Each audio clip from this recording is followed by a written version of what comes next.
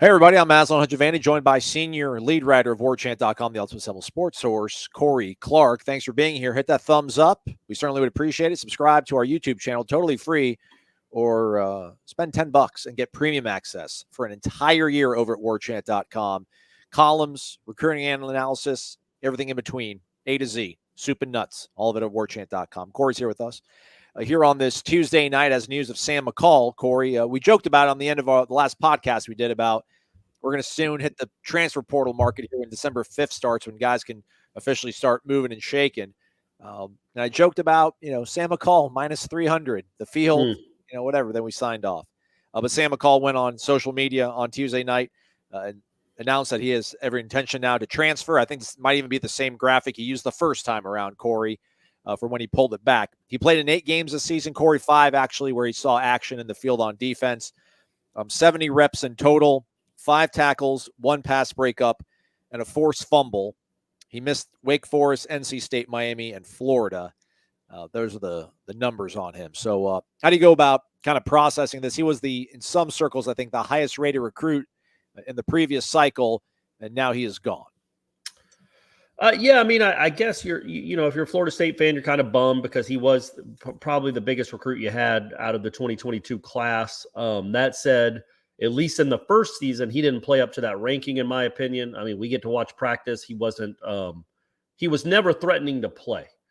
He was never threatening to be a contributor this year. Now, kids take huge leaps between freshman and sophomore years, and I really do think that they probably would like to keep Sam McCall around because I think they think he has some talent. He can run. He's long. I'm not sure what position they would have ended up having him wanting to have him play.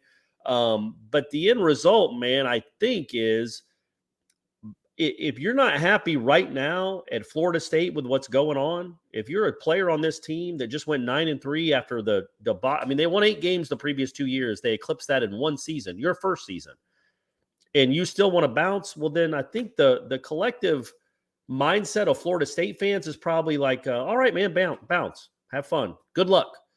But I don't know that Florida State number one, nobody's surprised, right? I mean, he went in the portal he announced he was going in the portal after the Miami win, and then pulled it back a day later, or I don't know, 12 minutes later. But in reality, it was inevitable at that point, apparently. So he's gone. He's off the official website. His roster, his bio, correct. He's no longer listed on the roster. He's gone. So, look, I think right now, when it comes to Florida State fans, there might be a few that are like upset maybe with the coaching staff or not making this work. But I think most Florida State fans understand that, okay, this was on Sam McCall. Sam McCall wasn't happy, so go somewhere else, man. If you can't be happy with a program like this, with playing for a coach like this, okay, go somewhere else and see if you enjoy it. That's all. I don't know. I don't think we'll see how big a loss it is when we see what his career ends up being. But I think most Florida State fans are in the camp of, okay, man, have a good day. We'll take the guys that want to be here, because Florida State fans now are in a position where they believe in this coaching staff and they believe in this head coach. And if you don't want to play for this head coach, then go play somewhere else. He did make it kind of clear on social media that there's some hard feelings involved here with his departure here.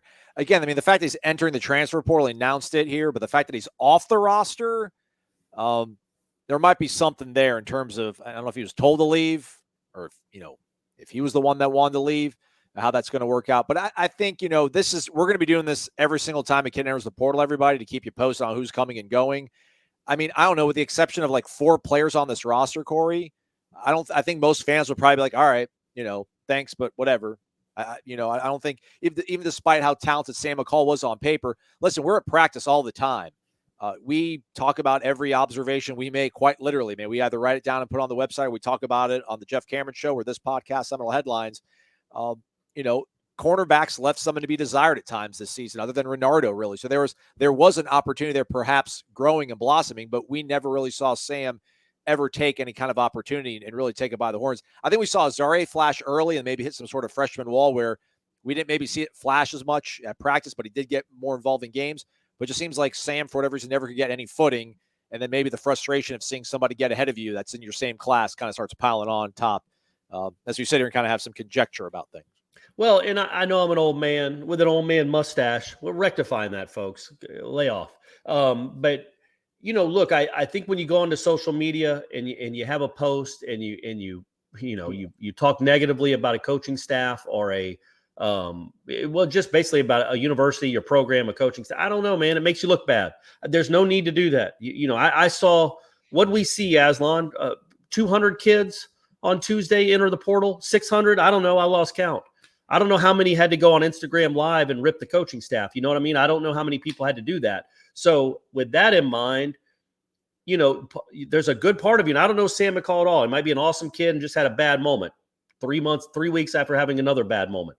But it's like good riddance, man. If you're the kind of kid that needs that much attention to IG Live while you're upset with your coaching staff, I mean, I would think, and I'm probably completely naive, I would think that would give other coaching staffs pause. Like, oh, okay, all right, if this kid's going to be unhappy, he's going to go to social media and rip us. Meanwhile, it's a love fest at Florida State, man. Every player that's at Florida State right now publicly talks about how much they love the place. And then you go on social media 3 weeks ago and just enter the portal after the biggest win in probably 4 or 5 years in this program's history.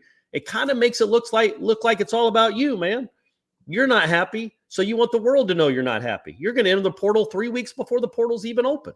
So cool, that's great, but expect some negativity that way. Like expect some negativity when you do something like that because it just doesn't make you look great. You can be even if you're unhappy with what they told you, if you're unhappy with their plans for you, you can just go quietly into that night and say, thank you, Florida State, I'm going my separate way. You don't have to make it about you because, man, you haven't accomplished diddly squat. You're at Florida State, man.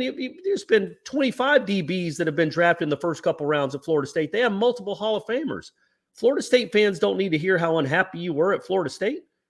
Just go, and we'll see. So that's what bothered me. It's not him leaving. Everybody has a right to leave. It wasn't a good fit, I guess, for him. He wanted to go somewhere else. That's fine. Just go. Just go. You don't have to make it personal. You don't have to make it. You don't have to be a you don't have to. I will say that the video wasn't, I mean, I don't know. It's not me being talked about, but I didn't think it was that bad. But it was a clip. I don't know how long the IG Live went, but what's kind of survived on Twitter and other parts of social media just basically. But what's the point? Why? Why do it? People are curious, probably. I mean, because he did put on his Instagram that he was transferring out. That I'm sure people. That's perfect, right? So then he has to. I mean, that's perfect. What he said was perfect. That's perfect. The graphic he had, everything else, that's fine. I don't know that you have to make it an IG Live video, but maybe you do. Maybe, again, like I said, I'm old. Get off my lawn. I know it's 2022, about to be 2023. Maybe this is how all the portal exits will go. I don't, as far as the program itself and the secondary itself, they're going to have to get somebody, man. They're young, and especially they need some help at cornerback if he's not going to be part of the play. No, I mean more like we don't know. We'll see. We don't know how big a loss this is. Right. You know what I mean? We just don't. Like they're going to lose Jamie Robinson almost assuredly, you would think. We'll see what else happens in the secondary. But I don't know how big a loss Sam McCall is because like Aslan was talking about and I said earlier, he wasn't a standout at practice. It wasn't like he was crushing it at practice. He struggled at practice. But he's a freshman and he's supposed to, sort of. And he was going up against much better receivers than years past at Florida State. So maybe he turns into something great. I'm not saying that can't happen. Think about Jordan Travis as a freshman and think about him now. People grow, they get better. I just think, man, as I watched a majority of the practices this year, I never said to myself, man, that guy's going to be incredible. I could be wrong. We'll see. I was going to say I hope he proves me wrong, but I really don't hope that. I hope he has health and happiness. That's what I hope for Sam McCall. But I just really kind of put off by the way. I mean, you just go be a portal guy, man. I don't know that you have to go do that. But again, he's also 19 years old or 18 or whatever he is, and he's young. And people do things like that these days. When I leave Warchant, you better believe I'm going to have an Instagram Live post just ripping Gene Williams. That's just what we do. That's what we do, Aslan. As we look at it real quick and kind of talk about what this means in terms of depth, at least, cornerback specifically. I mean, Kevin Noles, Jarian Jones, Renardo Green. I mean, I think Renardo comes back, but there's a possibility that maybe he wants to explore What else is out there? Duke Cooper, Azaria. What do you mean, like a NFL? You talking about Renardo in the NFL? Look, man, I think they're going to have, McCall, they're going to lose. Jamie, obviously, they've lost. Jamie Robinson, who knows who else enters the portal. Well, I think McClellan might be tapped out on eligibility. So, but you'll probably need, and you were going to anyway, but you probably needed at least one or two guys coming back in the portal. And again, I just want to reiterate, I have no ill will towards Sam McCall entering the portal. All these guys get one chance to play college football. And if it's not a fit right away, this isn't 1978. It's not 1989. You don't make a 4-year mistake. You have the ability, because of the portal, to go rectify things. And look, somebody that covers Florida State for a living certainly can't lament the portal, because Florida State had 15 guys honored on the All-ACC team. 11 of them were transfers.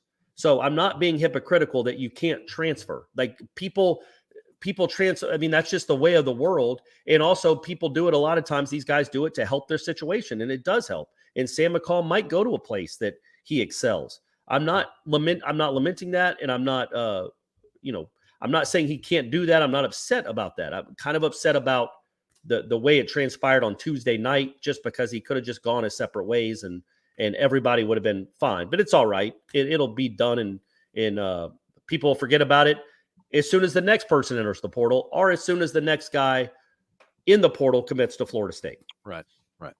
Right now, they don't have any true cover corners, which what Adam Fuller says, if you're a cover corner, you're going to be in problem. You're going to have trouble at Florida State because you need to be able to do everything. But the only secondary commitments they have right now are Kenton Kirkland out of Jacksonville. He's a 3-star, as well as Jabril Rawls, another 3-star safety out of Pensacola. So maybe high school, not the way they'll go, but obviously they've shown that they can go in the transfer portal, find guys, integrate them into their secondary anywhere on the field and make it work. So stay connected to warchant.com. Again, the transfer portal, they can put their names in it, but I mean, I'm sure there's tampering going on right now, but apparently you cannot, fulfill out the deal and the paperwork and everything until December 5th starts. There's a 45-day window that begins on December 5th to where you can officially leave and re-enroll in another program. So we'll see how that goes. As on Tuesday night, again, Sam McCall, former 4-star cornerback for Florida State, has announced his intent to transfer. Stay connected to warchant.com as things start picking up here in the offseason. Florida State back at practice Wednesday morning and Thursday morning. These two guys on the screen will be out there, observations and everything else to follow. So do stay with us. Corey, thanks for your insight, man, your opinions. We appreciate it. Hey, thank you, Aslan.